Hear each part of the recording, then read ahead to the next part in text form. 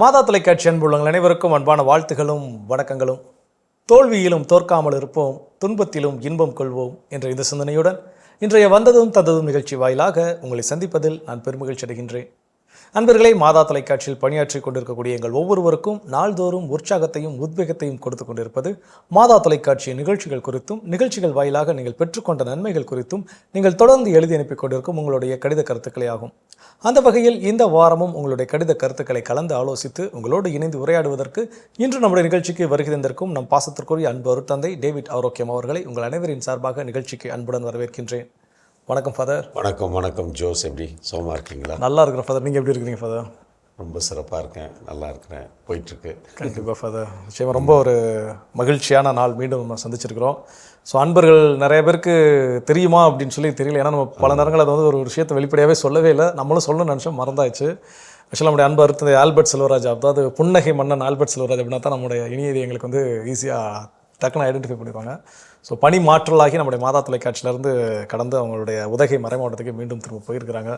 So 5 கரம் அப்படின்னு சொல்லி எல்லாம் சொன்னதில் இப்போ 5 விரல்களில் ஒரு விரல் கொஞ்சம் கம்மியாக இருக்குது. ஸோ 4 திசைகளாக இப்போது மாறி இருக்குது. நீங்கள் எப்படி ஃபீல் பண்ணுறீங்க இப்போ? ஆக்சுவலாக அது ஏற்கனவே நாங்கள் அவருக்கு 5 ஆண்டு முடியுது அப்படின்னு சொல்லிட்டு அவங்க ஆயிரத்தி நம்ம சொல்லியிருந்தோம். அப்போது அங்கேருந்து இன்னொரு மறை மாவட்டத்தில் ஒர்க் பண்ணுறவர் ஃபாதர் ஆண்டனி டேவிட்னு சொல்லிட்டு அவரை மாதா தொலைக்காட்சிக்கு நம்ம வர வச்சு அவரை மேற்படிப்புக்கு அனுப்பி திருப்பியும் மாதா தொலைக்காட்சியுடைய பணிகளுக்கு நாம் சேர்த்து கொள்ளலாம் என்ற ஒரு திட்டம் இருந்தது. இப்போ திடீர்னு அவங்களுக்கு அவர் father Antony David MSc maths BEd. அப்போது இந்த ஆண்டு அவங்களுக்கு திடீரென்று ஒரு ஆசிரியர் பணி நியமனத்தில் இவர் இங்கே வந்துட்டார்னா அந்த இடத்த ஃபில் பண்ணுறது முடியாமல் போயிடும். அது மேட்டாசனத்துக்கு ஒரு பெரிய இழப்பாக இருக்கும் அப்படின்றதுனால எங்களுக்கு கஷ்டம் அப்படின்னு சொல்லிட்டாங்க. அதனால் இந்த என்ன சொல்கிறது, அந்த மறை மாவட்டத்திலேருந்து நம்ம இன்னொருத்தர் கொஞ்சம் இளைய தலைமுறை உள்ளே வரணுன்ற ஒரு முனைப்பில் அப்படி ஒரு ஏற்பாடு செஞ்சுருந்தோம். இதுக்கடையில் இன்னொரு ஃபாதர் மரியான் சிவகங்கை மறை மாவட்டம், அவர் மாதா தொலைக்காட்சிக்காக படித்து விட்டு இந்த ஆண்டு அக்டோபர் வாக்கில் வரப்போகிறாரு. ஃப்ரான்ஸில் படிச்சுட்டு இருக்கிறாரு, சிவகங்கை மறை மாவட்டம். அதனால் இப்போ அவர் நம்ம இங்கே வரணும் அப்படின்னு போகும்போது ஃபாதர் ஆல்பர்ட்டும் சரி, அவர் டேவிட் ஃபார் வர முடியலையே, அவர் நம்ம இங்கே இருக்க வச்சுக்கலாம் அப்படின்னு நம்ம யோசித்தோம்னா இங்கே வந்தாங்கன்னா 6 பேர் ஆயிடுவோம். அப்போ 6 பேர் நம்மளுக்கு இங்கே தங்குற வசதி ரொம்ப கஷ்டம். அப்புறம் மற்ற ப்ரோக்ராம்க்கெலாம் வரக்கூடிய ஃபாதர்ஸ் தங்க வைக்கிறது ரொம்ப சிரமமாக இருக்கும். ஏன்னா நாங்களே எல்லா ரூம் ஆக்குப்பை பண்ணிட்டோம்னா அவங்களுக்கு வந்தால் ஒரு நாள் 2 நாள் இங்கே தங்கணும்னா இட வசதி பத்தாது. சரி, அதனால் கொஞ்சம் மனதை கல்லாக்கி கொண்டு ஒரு வழியெல்லாம் சரி ஃபாதர் அவங்கள்ட்ட மறை மாவட்டத்தில் போய் பணி செய்யட்டும். ஏன்னா இப்போ இவரும் வருவார், இன்னும் 2 மாதத்தில் வந்துடுவார், 2-3 மாதத்தில் வந்துடுவார். அப்போ 5 பேர் ஆயிரும் இங்கே அப்படின்னாலும். நிச்சயமாக சார். தந்தை ஆல்பர்ட் அவர்கள் அதோட அன்றைக்கி குன்னூர் அந்த பங்கு மக்களுக்கு ரொம்ப சந்தோஷமாக இருக்கும். புன்னகை மன்னன் மாதா டிவியில் உள்ள ஃபாதர் எங்கள் பங்குக்கு வராங்க அப்படின்னு சொல்லி சிறப்பு. தந்தைக்காக தொடர்ந்து ஜெபித்துக்கொள்ளும் ஃபாதர். அப்படி இன்றைக்கி கடிதங்களுக்குள்ளே பார்க்கலாம் ஃபாதர். ஸோ இன்றைக்கி மீண்டும் இன்னொரு கடிதம், ஐ திங்க் வேறு ஒரு நபர் நினைக்கிறேன், மயிலாடுதுறையில் இருந்து கிரேஸ் ஸ்டீஃபன் அப்படிங்கிறவங்க அனுப்பியிருக்கிறாங்க. அன்பு தந்தையே, இறைவனின் ஆசிராலும் தூய ஆவியின் வழிநடத்துதலாலும் நம் மாதா டிவி மென்மேலும் வளர்ச்சி அடைந்து கொண்டிருக்கின்றது. நிகழ்கால நிகழ்வுகளுக்கு ஏற்ப இறையாட்சியை அறிவிக்க நுண்கலைகள் பலவற்றை கைக்கொண்டு மக்கள் அனைவரையும் திரும்பி பார்க்க வைத்துள்ள பெருமை உங்கள் அனைவரையும் சேரும். குறிப்பாக அருட்தந்தை டேவிட் அவர்களுக்கும் அவர்களுடன் இணைந்து இறை அன்பை பறைசாற்றி கொண்டிருக்கும் அத்தனை நல்ல உள்ளங்களுக்கும் நான் தலைவணங்கி என் வாழ்த்துக்களையும் மகிழ்ச்சிகளையும் தெரிவித்துக் கொள்கின்றேன். நாம் கிறிஸ்தவ பாரம்பரியத்தை நற்செய்தி வாயிலாகவும் இறை அன்பின் வழியாகவும் தொடர்ந்து ஒளிபரப்பிக் கொண்டிருக்கும் மாதா டிவியே நீ வாழ்க. கடவுள் வணக்கம் தொடங்கி குட் நைட் டாக் வரை அத்தனை நிகழ்ச்சிகளும் நல்முத்துக்கள். ஒவ்வொரு நிகழ்ச்சியும் ஒன்றோடு ஒன்று போட்டி போட்டு ஜொலிக்கின்றது. அன்பு தந்தையே, நாங்கள் விரும்பி பார்ப்பது எழுத்துவாசி நிகழ்ச்சி. அருட்தந்தை டேவிட் ஸ்டான்லி குமார் அவர்கள் நீதி தலைவர்களையும் இப்போது சொல்லிக் கொண்டிருக்கும் 1 சாமுவேலும் எவ்வளவு அருமையாக சொல்கிறார். உண்மையாகவே ஆண்டவரை அவரது வார்த்தைகளை உள்வாங்கி அனுபவித்து தெள்ளத் தெளிவாக விளக்கும் முறை மனதிற்கு மிகவும் ஏற்றதாக உள்ளது.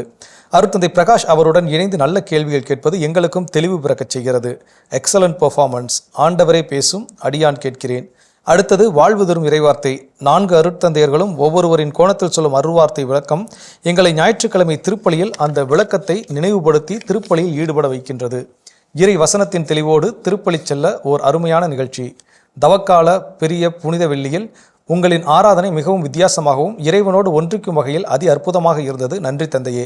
அதோடு மட்டுமல்லாமல் இந்த தவக்காலத்தில் இறைவனோடு சேர்ந்து அருமையாய் பயணிக்க இறை ஞானத்தில் நிரம்பி வழிய அதி உன்னதமான நிகழ்ச்சிதான் இதுவே தகுந்த காலம்.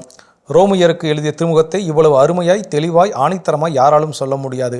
என்ன மாதிரியான ஒரு ஈடுபாடு அருட்தந்தை அவர்களுக்கு! இதுவரை நாம் என்ன படித்தோம் இந்த நூலை என்று எங்களை யோசிக்க வைத்தது. தந்தையின் விளக்கம் சரியாக பகல் 12:30 மணிக்கு நானும் என் கணவரும் பைபிள் நோட் பேப்பர் இவற்றுடன் டிவி முன் அமர்ந்து விடுவோம். அப்பப்பா, என்ன ஒரு ஞானம், அறிவு, சொல்வன்மை! அருட்தந்தை எம்.ஏ. ஜோசப் அவர்களுக்கு திருச்சட்டம் முக்கியப்படுத்தாமல் இறைவனோடு இணைந்த இறை நம்பிக்கையே தேவை என்று அவர் சொன்ன விதம் புனித பவுல் வந்து நேரில் உரைப்பது போல் இருந்தது. உண்மையில் தந்தையே, நாங்கள் இறைவார்த்தையை உணர்ந்தோம். சிரித்துக்கொண்டே கடவுளின் வார்த்தையை இவ்வளவு ஆழமாய் ஆணித்தரமாய் சொன்னபோது இறைவனுடன் நாங்களும் இணைந்திட இறைப்பற்று, நம்பிக்கை இவற்றின் மொத்த சாட்சிகள் தான் அருட்தந்தை ஜோசப் அவர்கள். தெய்வீக அனுபவங்களை நாங்கள் அனுபவிக்க நற்செய்தி மூலம் கற்றுத்தந்த தந்தைக்கு இயேசுவின் அருள் அபரிதமாய் கிடைத்திட ஜெபிக்கின்றோம் தந்தையே. தன் வாழ்வாலும் பணியாலும் இயேசுவின் திருப்பெயருக்கு மகிமை சேர்க்கும் கருவியாக நீங்கள் அனைவரும் அன்புடன் இறையன்பில் நீண்டு வாழ வாழ்த்தி நன்றி கூறி விடைபெறுகிறேன். நன்றி தந்தையே. கிறிஸ்துவில் அன்புடன் திருமதி கிரேஸ் ஸ்டீஃபன், மயிலாடுதுறை. ரொம்ப ரொம்ப ரொம்ப சந்தோஷம் சகோதரி கிரேஸ் ஸ்டீஃபன், மயிலாடுதுறையிலேருந்து. முதல் முறையாக நீங்கள் எழுதுறீங்கன்னு தெரியல. மயிலாடுதுறையிலேருந்து கடிதங்கள் வந்த ஞாபகம் இருக்குது, நிறையா வந்திருக்கு. நீங்கள் முதல்ல எழுதுறீங்களா இல்லை ஏற்கனவே எழுதிருக்கிறீங்கன்னு தெரியல. ஆனால் எப்படி இருந்தாலும் உங்களுடைய கடிதம் ரொம்ப அதாவது இந்த விவிலியம் சார்ந்த நிகழ்ச்சிகளை வந்து எவ்வளவு நீங்கள் நேசிக்கிறீங்க. விவிலியத்தை நான் கற்றுக்கொள்ள வேண்டும், விவிலியத்தை குறித்து நான் இன்னும் அதிகமாக ஆழமாக நான் உணர்ந்திருக்க வேண்டும். ஏன்னா அந்த என்னுடைய விசுவாச வாழ்க்கை விவிலியத்தில் இருந்து பிறக்கிறது இல்லைங்களா. கண்டிப்பாக நம்மளுக்கு குடும்பத்திலேருந்து நம்ம கத்தோலிக்கர்களாகவோ கிறிஸ்தவர்களாக நம்ம வந்தாலும் அதை ஒவ்வொரு படி நான் உயர்வதற்கு வழியாக இருப்பது ஆண்டவருடைய வார்த்தை. நிச்சயமா அந்த இறை வார்த்தையை வந்து நான் கேட்க கேட்க கேட்க அதை புரிந்து கொள்ள, அதை எனது வாழ்வாக மாற மாற என்னுடைய வாழ்க்கை டோட்டலாக மாறிடுது. இன்றைக்கு பெரிய பெரிய புனிதர்கள் யாராக வேணாலும் இருக்கணும். அகஸ்தினார் எடுத்துக்கோங்க, பெரிய புனிதர். இறை வார்த்தையை தான் அவருடைய வாழ்க்கையை மாற்றியது. இஞ்ஞாசியார் எடுத்துக்கோங்க, இஞ்ஞாசியார் இறை வார்த்தையை அவருடைய வாழ்க்கையை முழுமையாய் மாற்றி போட்டது. அவருடைய எண்ணங்கள்லாம் வேறு மாதிரி. சவேரியார், பிரான்சிஸ் சவேரியார், இறை வார்த்தையை அவரை முழுமையாய் மாற்றி போட்டது. இது மாதிரி பெரிய பெரிய புனிதர்கள், பெரிய பெரிய புனிதர்கள் எல்லாம் அவர்கள் புனிதர்களாக மாறுவதற்கு, அவர் வாழ்க்கை மாற்றத்துக்கு காரணமே இறை வார்த்தை தான். அந்த இறை வார்த்தையை நாம் சரியாக புரிந்து கொள்ள வேண்டும். இந்த ஏன்னா இன்றைக்கு நிறைய தொலைக்காட்சிகளில், பிரசங்கங்களில், மற்ற இடங்களில் சகோதர சபையை சார்ந்தவர்கள் வந்து அந்த முழு இறை வார்த்தையினுடைய தன்மையை உணராமல் சும்மா அந்த ஒரு வார்த்தையை எடுத்த உடனே அதை வச்சுக்கிட்டு ஒரு 1 மணி நேரம் 2 மணி நேரம் ஆண்டவர் வெளிப்பாடு. நான் அது தப்பாக நான் சொல்ல வரல. இறை வார்த்தையை வந்து ஒவ்வொருத்தருக்கும் எடுத்து சொல்வதற்கான என்ன சொல்கிறது உரிமை இருக்கிறது. அதை நான் தலையிடவில்லை. ஆனால் அதை சரியாக புரிந்து கொள்ளாமல், புரிந்து கொள்வது என்பது மிக முக்கியமான ஒரு காரியம். அது மூல மொழியில் எப்படி எழுதப்பட்டது, யாருக்காக எழுதப்பட்டது, எந்த சூழலில் எழுதப்பட்டது, எந்த சூழலில் அந்த வெளிப்பாடு நிகழ்ந்தது. ஏன்னா எழுதினாரும் அவர் இஷ்டத்துக்கு எழுதலை, ஆவியாருடைய வெளிப்பாடோடு தான் அவர் எழுதுகிறார். கண்டிப்பாக ஆண்டவர் இயேசுனுடைய வாழ்க்கையை ஆவியாருடைய வெளிப்பாடோடு அவர் எழுதுகிறார். அது எந்த சூழலில் யாருக்காக, ஒவ்வொரு நற்செய்தியும் ஒரு குறிப்பிட்ட சமூகத்திற்காக எழுதப்பட்டது அந்த காலகட்டத்தில். அப்போ அதை இன்றைக்கு நான் அது எபிரேய மொழியில், இல்லை கிரேக்க மொழியில், பிறகு லத்தீன் மொழியில், பிறகு மற்ற மொழிகளில் அது மொழிபெயர்க்கப்பட்டு வந்திருக்கிறது. அந்த மூல மொழியில் அது என்ன சொல், அந்த வார்த்தையினுடைய உண்மையான அர்த்தம் என்ன, இவைகளை நாம் புரிந்து இறை வார்த்தையை நான் உள்வாங்குகின்ற பொழுது என்னுடைய வாழ்க்கையில் சொல்ல முடியாத ஒரு மகிழ்ச்சி, நிறைவு.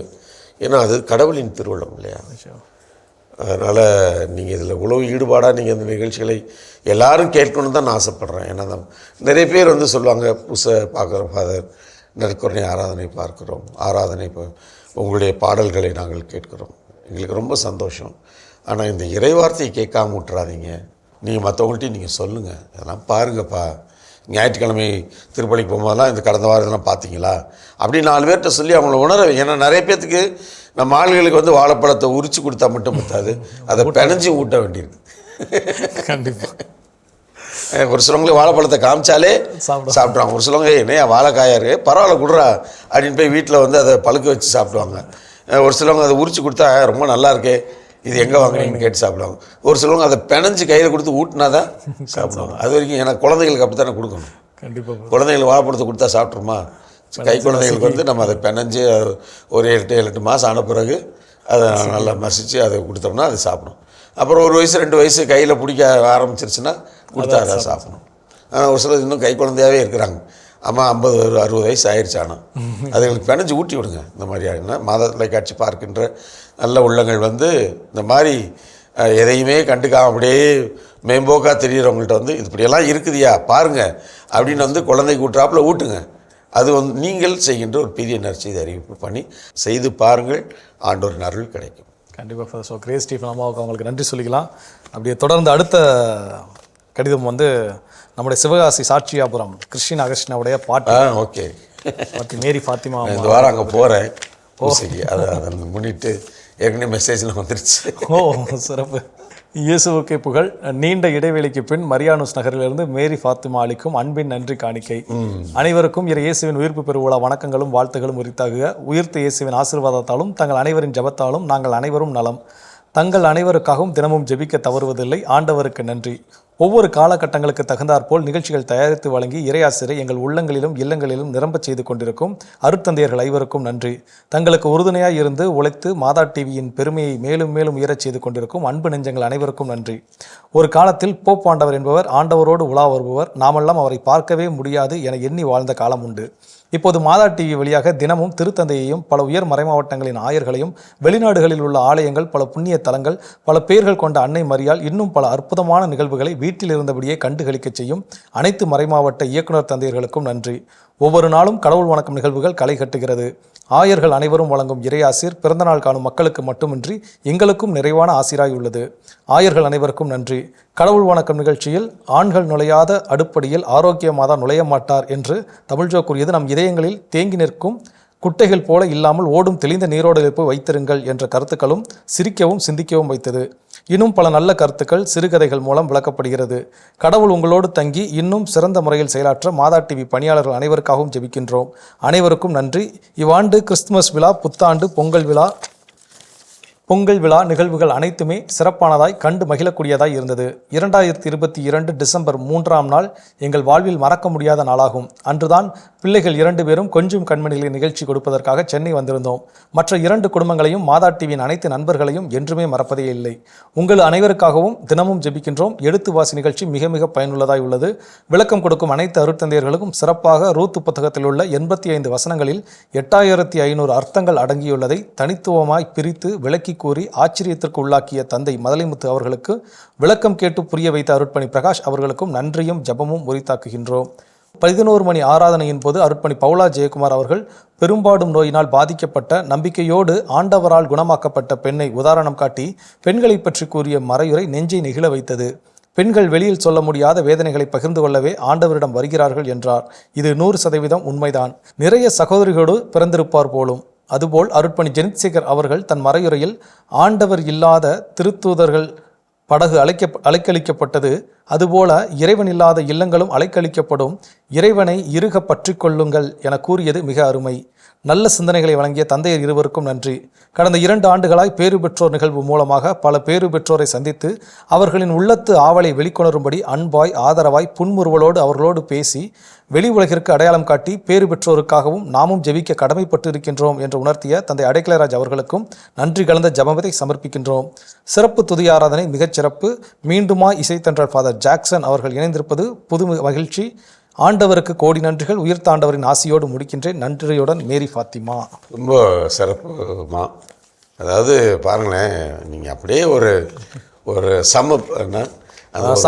சம்மரைஸ் ஒரு 8 மாதம் 10 மாதம் நடந்த விஷயங்கள் எல்லாம் ஒரு 2 பக்கத்தில் உட்காந்து, அது சாதாரண விஷயம் கிடையாது தம்பி. எப்பயோ நடந்த எல்லாம் மனசுக்குள்ளே நின்னா தானே வந்து எழுத முடியும். இப்போ நம்ம வந்து எக்ஸாமில் ஆனுவல் எக்ஸாம் எழுதணும், குவார்டர்லி, ஆஃப் இயர்லி, ஆனுவல். அந்த ஆனுவலில் வந்து எனக்குரிய எல்லா அந்த வருஷம் ஃபுல்லாக நடத்தின பாடங்கள் எல்லாமே வரும். அது எல்லாமே எனக்கு மனசில் நின்னா தானே நான் எக்ஸாமில் அங்கே வந்து எழுத முடியும். எல்லாம் வந்து கேள்விகளுக்கெல்லாம் சரியாக பதில் சொல்ல முடியும். அது பார்த்திங்கன்னா அதில் ரொம்ப சிரமப்படுவாங்க. ஏன்னா குவார்டர்லி எழுதிடுவாங்க 3 மாதம், ஆஃப் இயர்லி அடுத்த 3 மாதம், ஆனுவல் போகும்போது முதல்லேருந்து எல்லாத்தையும் ரிவைஸ் பண்ணணும், எல்லாம் நிற்கணும். அப்போது வந்து இந்த பிள்ளைங்க படுற பழைய பாடங்கள்லாம் உட்காந்து இப்போ ஒரு சில ஸ்கூலில் அந்த சிஸ்டம் தூக்கிட்டாங்க. செமஸ்டர் பேஸில் இப்போ ஆமாம், அது வந்து ஆக்சுவலாக ஹவு ஃபார் இட் இஸ் தெரில. அது வந்து இப்போ அது கல்வி ஆகும். பட் எனக்கு வந்து அந்த முழுசாக அவங்க நினைக்கல தான். இப்போ காம்படிட்டிவ் எக்ஸாம்லாம் நீங்கள் பார்த்தீங்கன்னா கவர்மெண்ட்லேயோ இது மாதிரி காம்படிட்டிவ் எக்ஸாம்ஸ்லாம் வந்து பார்த்தீங்கன்னா ஏறக்குறைய 5ஆம் கிளாஸ் 6ஆம் கிளாஸ்லேருந்து இருக்கக்கூடிய பாடங்கள் எல்லாமே வந்து கேள்வி பதிலாக வரும். அப்போது அவங்களுக்கு வந்து அதெல்லாம் வந்து ஒன்று புதுசாக இருக்கும் இல்லையா? இந்த மாதிரி படிச்சிருந்தாங்கன்னா ஈஸியாக இருக்கும். காம்படிட்டிவ் எக்ஸாம்ஸ் வந்து ரொம்ப சிரமம் தான் அந்த பிள்ளைங்களுக்கெல்லாம். ஏன்னா அவங்க வந்து அப்படி அப்பப்போ முடிச்சுட்டு போகிறதுனால அதில் எவ்வளோ தூரத்துக்கு இம்பார்ட்டன்ஸ் கொடுத்து படிக்க மாட்டாங்க. ஆமாம். ஏன்னா இப்போ இவங்க பாருங்களேன் என்ன அழகாக அவ்வளோ வந்து மனசில் நின்றுருக்கு அவங்களுக்கு. அது அவங்க தன்மயமாக்கிக்கிட்டாங்க. அதனால் எந்த காலம் ஆனாலும் அது மறக்கவே எப்போனாலும் வந்து அவங்க அதை பற்றி கேட்டால் உடனே சொல்லுவாங்க. அதுதான் உங்களுடைய கடிதங்கள் எல்லாமே வெளிப்பட்டிருக்குது. அதனால் அம்மாவுக்கு ரொம்ப நன்றி. பார்ப்போம், நேரடியாக பார்ப்போம், பேசுவோம். உடம்பை பார்த்துக்கோங்க. கடவுளின் ஆசிரியர் நாள் உங்களோடு. சிறப்பு ஃபாதர். மேரி ஃபாத்திமா கடிதத்தை தொடர்ந்து அடுத்ததாக வந்து செபஸ்திராஸ் ஜூலி ராணி குடும்பத்தினர் திரும்ப சிவகங்கை காளையர்விலிருந்து இதோட தொடர்ச்சியாக 3வது கடிதம். Very good. இயேசுவுக்கே புகழ், மரியே வாழ்க.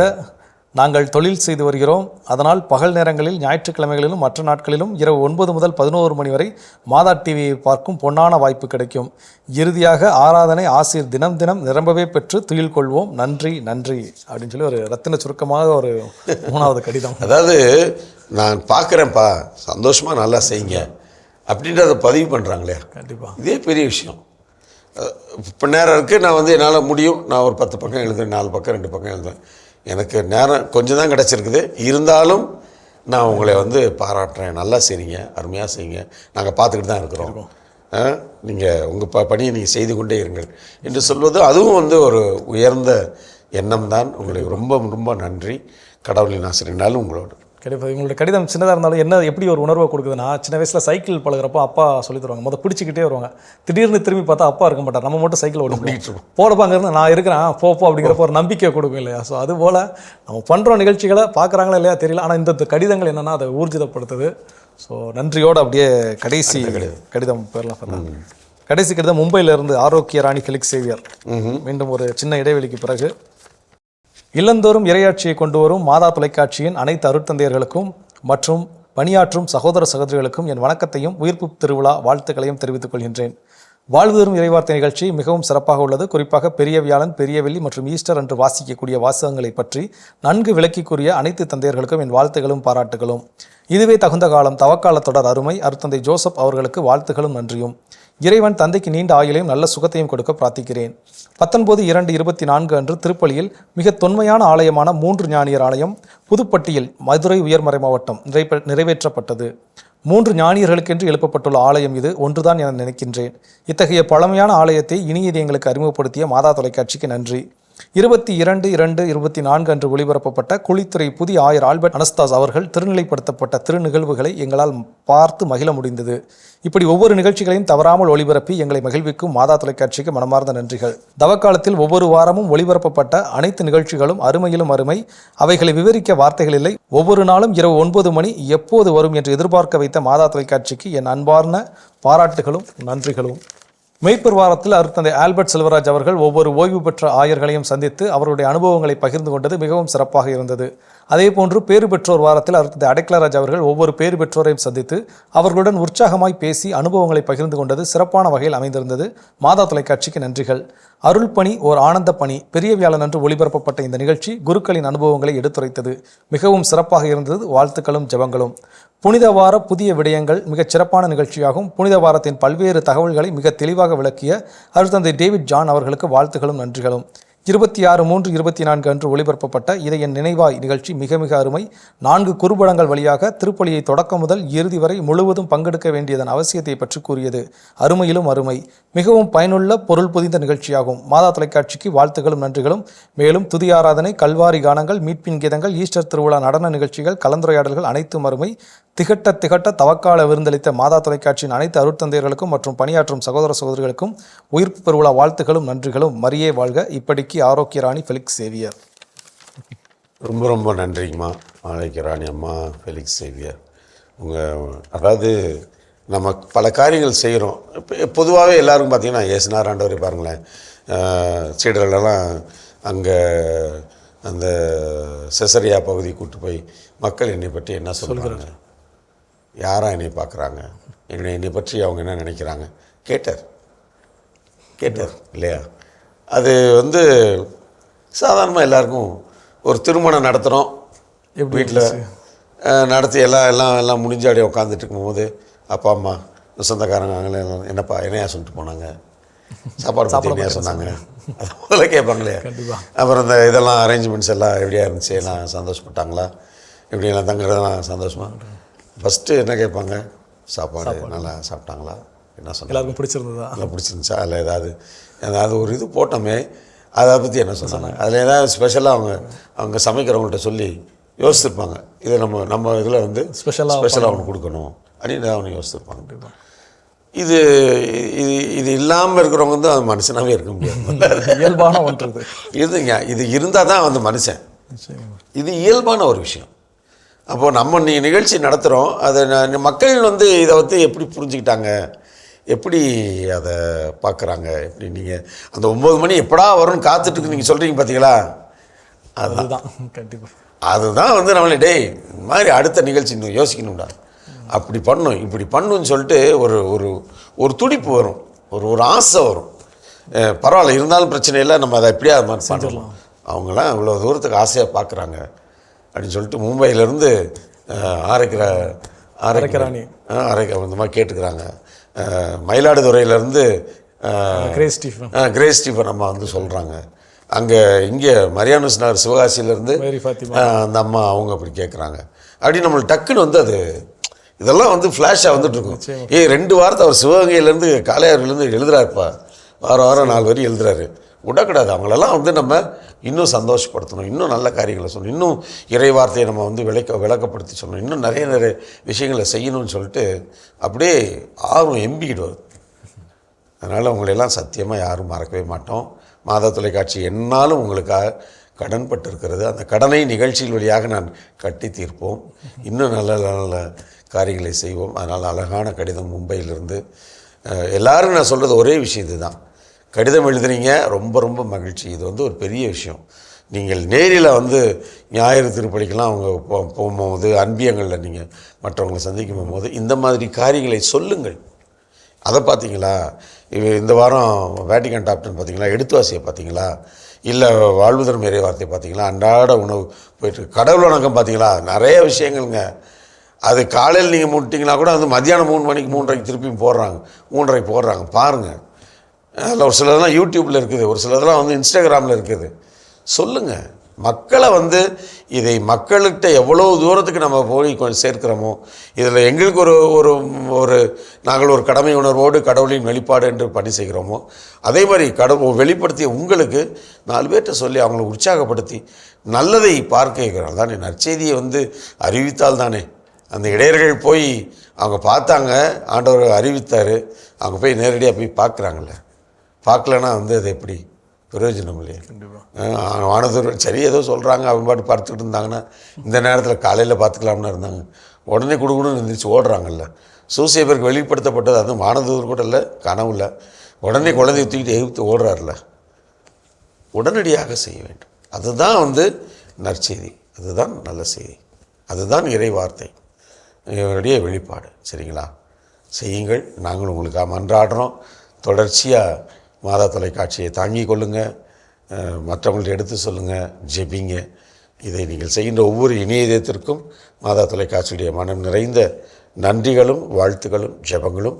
அதே மாதிரி இங்கிருந்து பணி செய்வதற்காக சொன்ன ஃபாதர் ஆல்பர்ட் அவர்களை தொடர்ந்து நாம் நம்முடைய ஜெபங்களில் வைப்போம். அவருடைய பணி சிறக்க அவர் நல்ல ஆன்ம சரீர நலன்களை ஆண்டோர் தர வேண்டும் என்று சொல்லி அனைத்து நீதியங்களும் ஃபாதர் ஆல்பர்ட்டுடைய எதிர்கால பணிகளுக்காக சிறப்பாக ஜெபிக்கும்படியாக சிஸ்டர் பிரவீனா ஜேம்ஸ் அவர்களுக்காக ஜெபிக்கும்படியாக உங்களை அன்போடு நான் வேண்டுகிறேன். ஸோ சிறப்பு ஃபாதர். இன்றைக்கி வந்து கடிதங்கள் எல்லாமே என்ன அப்படின்னா ஒரு உற்சாகம் ஊட்டக்கூடிய உத்வேகம் தரக்கூடிய கடிதங்கள், இன்னும் நம்ம ஒர்க் பண்ணணும் அப்படிங்கிற ஒரு ஃபீலை கொடுத்துருக்குது. ஸோ மகிழ்ச்சியோட நிறைவாக ஒரு ஜபத்தோடு நம்ம இன்றைக்கி நிகழ்ச்சி நிறைவு செய்யலாம் ஃபாதர். அன்பே உருவான இயேசு ஆண்டவரே, இந்த அற்புதமான நாளுக்காய் நன்றி செலுத்துகிறோம். ஆண்டவரே, இந்த கடந்த ஏறக்குறைய 13 ஆண்டுகளாக மாதா தொலைக்காட்சிக்காக அர்ப்பண உணர்வோடு பணி செய்த ஃபாதர் ஆல்பர்ட் செல்வராஜ் அவர்களுக்காகவும், அதே வேளையிலே கடந்த ஓராண்டாக மாதா தொலைக்காட்சியுடைய கணக்கு துறையிலே பணி செய்த அருட் சகோதரி ஜேம்ஸ் பிரவீனா அவர்களுக்காக நாங்கள் நாளில் ஜெபிக்கிறோம். இவர்கள் இருவரையும் நீர் ஆசீர்வதித்தள்ளும். இவர்களுக்கு தேவையான ஆற்றலையும் வல்லமையும் நிறைவாக கொடுத்தள்ளும். இவர்களை நாளும் சிறந்த உடல் நலத்தோடு பணி செய்ய நீரே இவர்களுக்கு துணை வரும்படியாய் மிக கெஞ்சி கொண்டாடுகிறோம். அதே நேரத்தில் இந்த பணிகளுக்காய் இங்கு வந்து இந்த பணியேற்பு செய்ய வருகின்ற அருட் தந்தை மரியானா அவர்களுக்காகவும் அருட் சகோதரி மடோனா அவர்களுக்காக ஜெபிக்கிறோம். இவர்கள் இருவரையும் நீர் ஆசீர்வதித்து இந்த புதிய பணியிலே தங்களை ஈடுபடுத்திக் கொள்ள தேவையான ஆவியாருடைய வல்லமை இவர்களுக்கு அருள வேண்டும் என்று சொல்லி இந்த நேரத்தில் ஜெபிக்கிறோம். இந்த ஜெபங்களெல்லாம் எங்கள் அன்பு அன்னையே ஆரோக்கிய தாய்மை பரிந்துரையின் வழியாக கெஞ்சி கொண்டாடுகிறோம். என்றும் வாழும் உயிருள்ள இறைவன் தந்தை, மகன், தூய ஆவியார் நாம் அனைவரையும் நிறைவாக ஆசீர்வதிப்பாராக. ஆமென். ஸோ ரொம்ப மகிழ்ச்சி ஃபாதர். நம்முடைய மாதா தொலைக்காட்சியோட பயணப்பாதையில் நிறையா விஷயங்கள் நம்ம வந்து ஒரு மகிழ்வையும் தரும், சில விஷயங்கள் சோகத்தை தரும். ஆனால் அதையும் கடந்து நம்ம வந்து அன்பர்களுக்காக உழைத்து கொண்டிருக்கின்றோம். அதோட வெளிப்பாடு இன்றைக்கி கடிதங்களை வழியாக பார்த்தோம். ஸோ இணைய இது எங்கள் ஒவ்வொருவரின் சார்பாக உங்களுக்கும் மனமார்ந்த நன்றி ஃபாதர். நன்றி ஜோஸ். அன்பர்களே, நான் தொடக்கத்தில் கூறியது போல இங்கு பணியாற்றக்கூடிய எங்கள் ஒவ்வொருவருக்கும் மிகப்பெரிய உற்சாகத்தையும் உத்வேகத்தையும் நாள்தோறும் கொடுத்து கொண்டிருப்பது மாதா தொலைக்காட்சி நிகழ்ச்சிகள் குறித்தும், நிகழ்ச்சிகள் வாயிலாக நீங்கள் பெற்றுக்கொண்ட நன்மைகள் குறித்தும் நீங்கள் தொடர்ந்து எழுதி அனுப்பி கொண்டிருக்கும் உங்களுடைய கடித கருத்துக்களே ஆகும். ஆகவே தொடர்ந்து உங்களுடைய கடித கருத்துக்களை எங்களுக்கு எழுதி அனுப்ப மறவாதீர்கள். நீங்கள் எழுதி அனுப்ப வேண்டிய மின்னஞ்சல் முகவரி info@madatv.in மற்றும் நீங்கள் எழுதி அனுப்ப வேண்டிய தபால் முகவரி வந்ததும் தந்ததும் மாதா தொலைக்காட்சி, 150 லஸ்கோவில் சாலை, மயிலாப்பூர், சென்னை 6,04,000. மாதா தொலைக்காட்சி அன்பர்களே, உங்களுடைய கடிதங்கள் தந்த மிகப்பெரிய உற்சாகத்தோடும் உத்வேகத்தோடும் உங்களிடமிருந்து விடைபெறும் நாங்கள் மரியின் மைந்தன் தமிழ்ஜோ மற்றும் அன்பு தந்தை டேவிட் ஆரோக்கியம் அவர்கள். இயேசுவுக்கே புகழ், இயேசுவுக்கே நன்றி, மரியே வாழ்க.